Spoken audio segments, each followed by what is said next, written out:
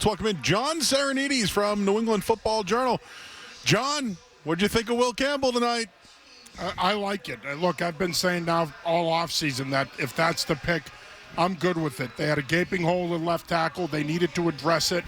Again, I know the arm length and the wingspan was a topic of conversation all the way up until today.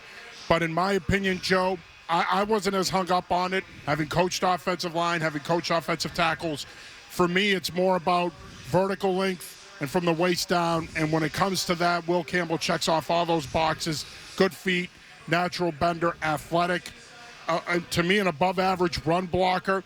I can live with the 33-inch arms because, again, he checks off every other box physically, and to me, that's more important. And look, I said this today.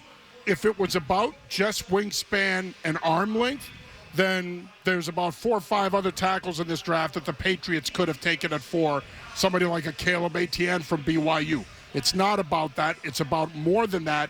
And for me, when you look at Will Campbell, not only does he check off the boxes physically, but I think the body of work is there as well.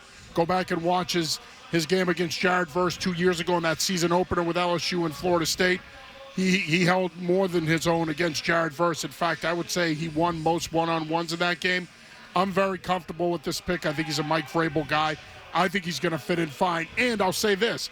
If he has to kick inside the left guard, so be it. He moves down 2 feet. He plays left guard. I think he can play that position at a Pro Bowl caliber level. If nothing else, left guard's a safety net for Will Campbell in this situation. Technically, John, because I know this is, and try to keep it to like 10 minutes here. I know you go on this. Technically, what goes into compensating for less than reach at the tackle position? What kinds of things should we be looking for Will Campbell to do on the field to compensate for that? Well, I think first and foremost, footwork and his ability to widen rushes. And Mike Vrabel talked about that last night and his ability to do that consistently, expand the pocket, widen the pocket. So that's where his footwork is going to come in. And the other thing is the point of engagement. Once he locks on a defender, he has to win. He has to be an effective hand fighter. He has to get inside hand position. I think if he could do those 2 things, I think he can play at a relatively high level in this league with 33-inch arms. If he allows guys to jump his hip and he's late out of his stance and he rushes his vertical set, then I think he's going to have trouble because he doesn't have that arm length to make up for oversetting. But I think as long as his footwork is good and his handwork is good, he's going to be fine. John, can he line up? Can he actually line up correctly? I know last year there were plenty of times where the offensive line, there'd be big plays and they were basically, almost in the backfield. Is this going to be an issue for this guy, or did he have any of those issues in college?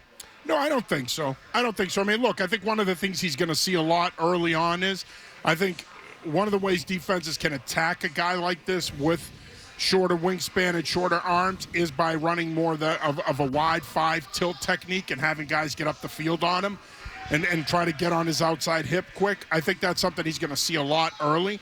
But the Patriots are going to have to adjust from a protection standpoint and help him out if he's struggling against that. But as far as lining up, his tape's really clean, in my opinion. That wasn't an issue for him at LSU. I don't think it'll be an issue here. John, so it's we assume Will Campbell, or Mike Vrabel told us, Will Campbell at left tackle. Left guard, still kind of a question. There might be a few guys competing there. Garrett Bradbury at center. Mike Onwenu gets to stick at right guard now after moving around for the last few years. Morgan Moses at right tackle. Is the Patriots' offensive line better, and how much better, if so, is it than last year? Oh, I think it's going to be better. There's no doubt about that. Now, again, I asked Vrabel tonight, what's their timeline in terms of playing Campbell? Is the expectation that he's going to come in and compete for the job, and are they going to take their time with him, or is he going to step in and start? And Mike basically said that they're going to let him develop at his own pace and that they're going to do whatever they can to help his development. You'd have to think he's your starting left tackle from day one, but now the question is, what do you do at left guard? They've got a lot of bodies in there that they can evaluate during OTAs, minicamp, and training camp, but they got to figure out a guy that fits, that can play next to him.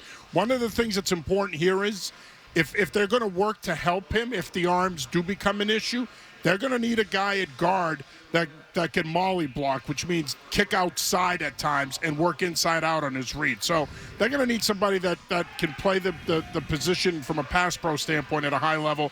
Curious to see where they go from here.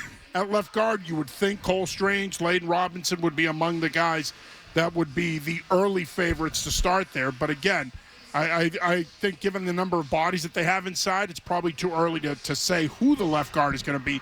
But they're going to have to figure it out. I would not be surprised, and I think you'll agree with me here, Alex. Yep. I would not be surprised if they took a guard in this draft this weekend and added another body to that competition. So I was going to ask you two things. You mentioned Layden Robinson and Cole Strange, who I think are competing there. Do you think City so factors in? And then is there anybody you like in this draft in particular to slot in there? And maybe even somebody you think wouldn't necessarily compete but would come in as the favorite to be the starter? Well, I mean, I think, look, in a perfect world, you want Cole Strange to win that job. I mean, this is kind of the end of the road for him, right? So if Bradbury's your starting center, you're talking about a guy that's 6'4", 307. He's got ideal measurables. Chances are they're probably not going to pick up that fifth-year option on him, but it wouldn't be the worst thing in the world if he won it. If he doesn't, then I think Layden Robinson is the logical choice. I think as far as guards are concerned, I want somebody in there with some length, maybe a former tackle, maybe the kid Milan out of West Virginia, somebody like that with some length that can play at 6'6", 6'7", that can be a mauler in the run game. That's where the league is going right now. You see it with Baltimore drafting Daniel Falele and playing him at right guard. You saw it with Mekhi Becton in Philly last year. You want a bigger body there. So if it's not going to be one of those two guys, I wouldn't mind drafting a bigger body and training them on how to play left guard and sticking him in there. If not there, then maybe right guard, even though I know, again, you have Onwenu there, but I wouldn't mind a bigger body. All right, we're talking to John Sarianides from New England Football Journal, joining us here on 98.5 The Sports Hub and our draft show.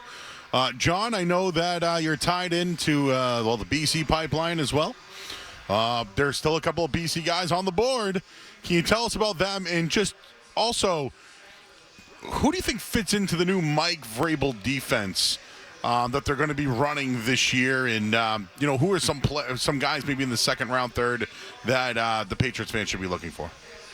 Yeah, so as far as the Boston College guys are concerned, obviously Donovan Ezaraku, top prospect in the area. Guy that I think a lot of us thought would go in the first round. Still remains to be seen if that happens. If not, I think he's a terrific early second round value.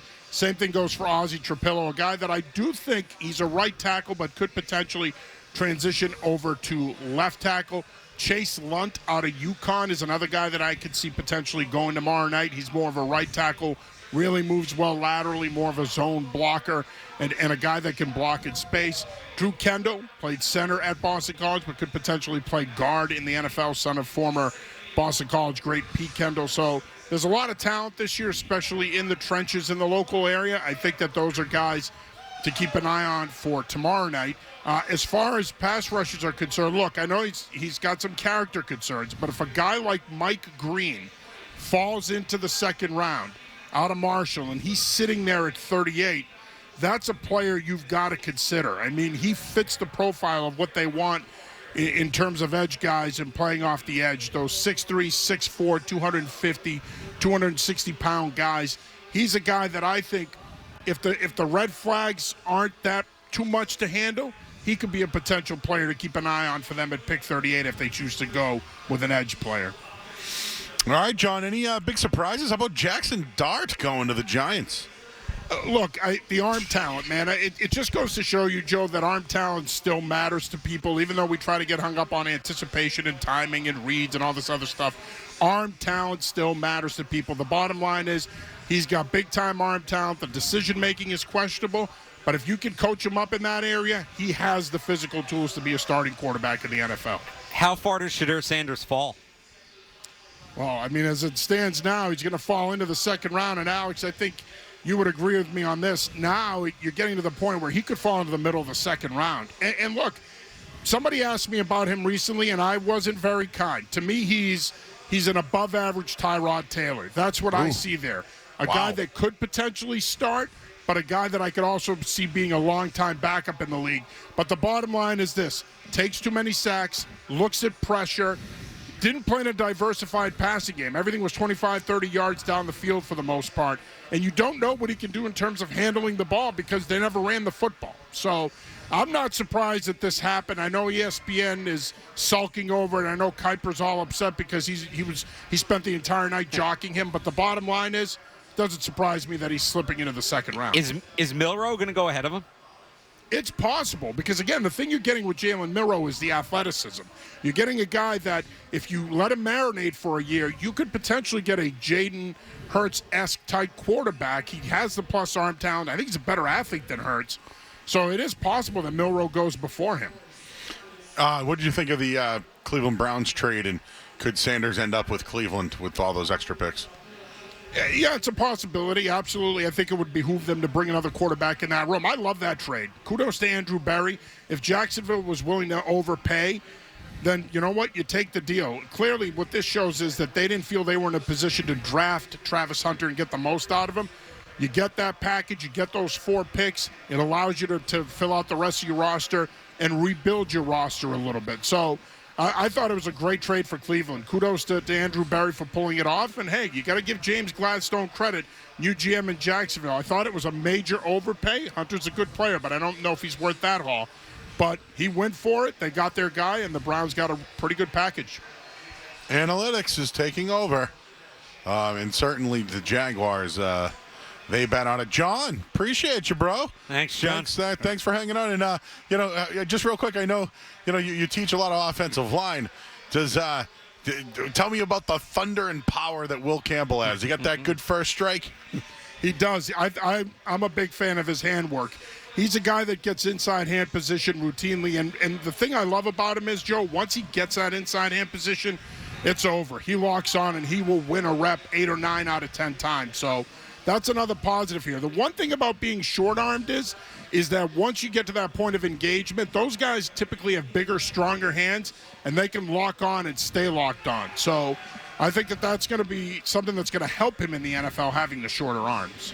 Big hands, I know you're the one. He's John Sarianides, New England Football Journal. John, appreciate you joining us. Thanks, man. John. Good talking to you.